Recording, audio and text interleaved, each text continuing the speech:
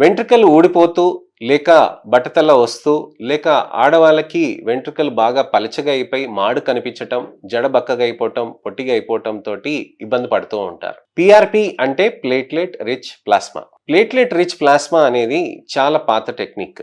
ఇది ఎలా చేస్తారు అనంటే మన ఓన్ బ్లడ్ అనేది తీసుకొని మనకి దాంట్లో ప్లేట్లెట్స్ అనే కణాలని సెపరేట్ చేస్తారు.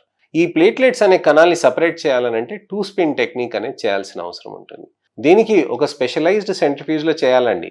మామూలు సెంట్రిఫ్యూజెస్‌లో చేసేస్తూ ఉంటారు. అది కరెక్ట్ పద్ధతి కాదు. మనకి కరెక్ట్ పద్ధతి అనేది రిఫ్రిజిరేటెడ్ సెంట్రిఫ్యూజ్‌లో చేసుకుంటూ, ఒక టెంపరేచర్ అనేది సెట్ చేసుకొని, దానికి సరైన పారామీటర్స్ సెట్ చేసుకొని, దాన్ని ఎక్స్ట్రాక్ట్ చేయాల్సిన అవసరం ఉంటుంది. ప్లేట్లెట్ కణాల్ని చాలా డెలికేట్‌గా చేయటంతోటి ఆ క్వాలిటీ ఆఫ్ పీఆర్పీ అనేది బాగా పెరుగుతూ ఉంటుంది. క్వాలిటీ ఆఫ్ పీఆర్పీ మనకు పెరిగితే తేడా వస్తుందనంటే చాలా తేడా వస్తుందండి. మా దగ్గర ఒక స్టడీ చేశాం.